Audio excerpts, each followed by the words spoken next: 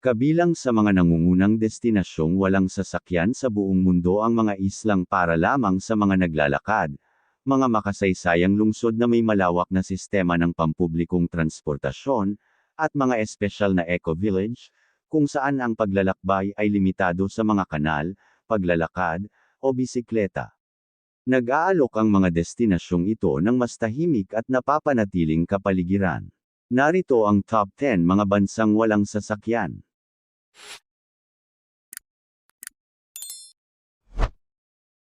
10. Cul-de-sac Temp, Arizona. Ang Cul-de-sac Temp ang kauna-unahang car-free, sadyang itinayong komunidad sa Estados Unidos, na sumasaklaw sa 17 ektarya sa Temp, Arizona, na may 1,000 residente at walang paradahan para sa mga residente. Nagtatampok ang komunidad ng mga apartment, mga tindahan, at mga luntiang espasyo na nakatuon sa pagiging easy to walk, na nag-aalok ng libreng light rail pass, on-site na car sharing, at maraming paradahan ng bisikleta bilang kapalit ng mga personal na sasakyan. Kasama sa kapitbahayan ng mga tindahan, mga restoran, mga coffee shop, at sapat na mga pampubliko, may lilim, at green courtyards upang mapadali ang pakikipag-ugnayan. Fire Island, New York. Ang Fire Island sa New York, ay isang 31 milyang haba na barrier island na walang pinapayagang pampublikong sasakyan sa mga sentrong komunidad nito, kaya't isa itong natatanging paraisong para sa mga naglalakad lamang. Pangunahing naaabot ito sa pamamagitan ng ferry mula sa Bayshore, Sayville, o Patchogue, at ang mga residente at bisita ay naglalakad, nagbibisikleta, o gumagamit ng maliliit na kariton upang makagalaw sa mga nayon nito at sa mga kalye nitong mabuhangin at may mga boardwalk. Ang paglalakad, pagbibisikleta, at mga water taxi ang pangunahing paraan ng transportasyon. Tanging mga sasakyang pang-emergency, mga sasakyang pang-serbisyo na may permit, at ilang mga residenteng buong taon na may limitadong permit ang pinapayagang pumasok sa bahagi ng dalampasigan. 8. Fes El Bali, Morocco. Ang Fes El Bali, ang sinaunang medina ng Fes, Morocco, ay kinikilala sa buong mundo bilang pinakamalaking urbanong lugar na walang sasakyan, na may mahigit 9,000 makikitid at parang labor-intong mga eskinita. Itinatag noong huling bahagi ng ika-8 siglo at isang pamanang pandaigdig ng UNESCO, ang lugar na ito na para lamang sa mga naglalakad ay umaasa sa paglalakad, mga asno, at mga kariton na hinihila ng kamay para sa transportasyon, na nagbibigay ng isang tunay na karanasan. Dahil masyadong makitid ang mga kalsada para sa mga kotse, ang mga asno ang pangunahing paraan ng pagdadala ng mga kalakal. 7. La Cumbresita, Argentina. Ang La Cumbresita, na matatagpuan sa lalawigan ng Sordobo sa Argentina, ay isang natatanging nayon na may estilong alpine at para lamang sa mga naglalakad. Mula noong 1996, ipinagbabawal ang mga sasakyan na pumasok sa sentro ng bayan upang maprotektahan ang kapaligiran nito para sa ecotourism. Dapat iwan ng mga bisita ang kanilang mga sasakyan sa isang nakalaang paradahan sa pasukan. Kailangan mong maglakad mula sa pasukan upang makapaglibot sa mga kalsada. May malaking bayad na paradahang munisipal sa pasukan kung saan kailangan mong iwan ang iyong sasakyan kung ikaw ay bibisita. 6. Sidi Bou Said, Tunisia. Ang Sidi Bou Said ay highly walkable, at ang mga iconic nitong asul at puting batong kalye sa sentro ay karamihang para lamang sa mga naglalakad, kaya't mainam ito para sa paglalakad.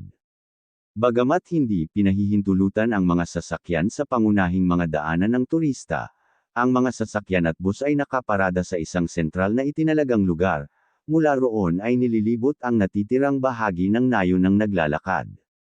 Mahigpit ang mga patakaran sa paradahan, ang maling pagparada ay maaaring magresulta sa paglock ng mga gulong o paghatak ng sasakyan ng mga lokal na awtoridad. Kung magmamaneho, gumamit ng mga itinalaga at malinaw na minarkahang paradahan upang maiwasan ang mga multa, lalo na't ang ilan sa mga paradahan sa kalye ay para lamang sa mga residente. 5. Zermatt, Switzerland. Ang Zermatt sa Switzerland ay isang ganap na walang sasakyang nayon sa Swiss Alps, na mapupuntahan lamang sa pamamagitan ng tren, dekuryenteng taxi, o helikopter, at ipinagbabawal ang mga pribadong sasakyang gumagamit ng fossil fuel upang maprotektahan ang kalidad ng hangin at mapanatili ang isang tahimik na kapaligiran. Kailangang magparada ang mga bisita sa Tosh, na 5 kilometro ang layo, at sumakay ng 12 minutong shuttle train o taxi, at ang hindi autorisadong pagmamaneho ay nagreresulta sa mabibigat na multa. Ang nayon ay angkop sa mga naglalakad, ngunit kabilang sa lokal na transportasyon ang maliliit na dekuryenteng taxi, dekuryenteng bus, at tradisyonal na karwaheng hinihila ng kabayo. 4.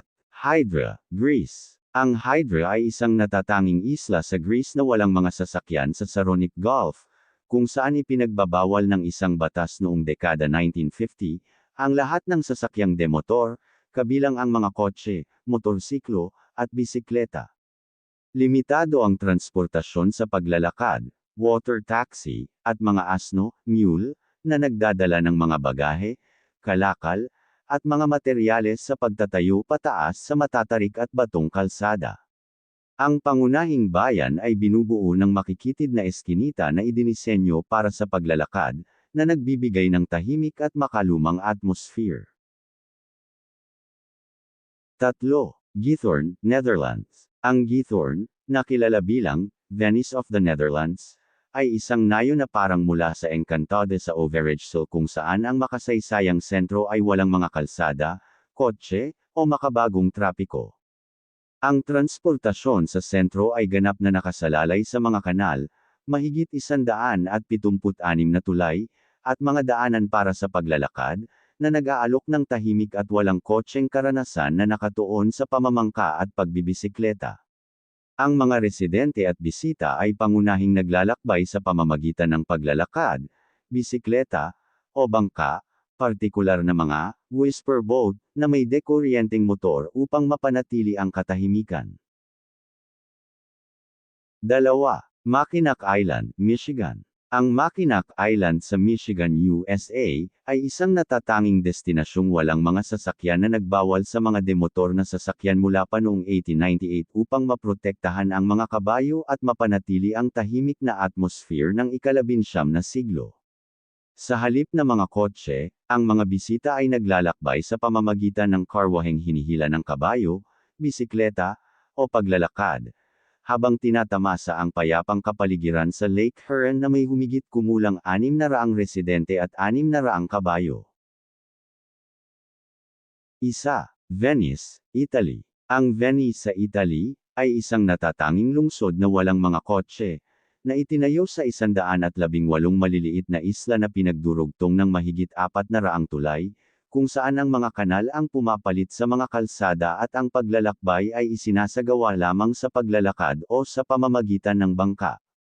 Ipinagbabawal ang mga kotse sa makasaysayang sentro, na lumilikha ng tahimik at walang polusyong kapaligiran na pinapagana ng mga vaporetto, o water bus, water taxi, at paglalakad. Ang pangunahing transportasyon ay sa pamamagitan ng water ambulances, police boats, and garbage collection boats. Madalas maglakad ang mga bisita, at karamihan sa mga pangunahing atraksyon ay nasa loob lamang ng 30 minutong lakad mula sa isa't isa.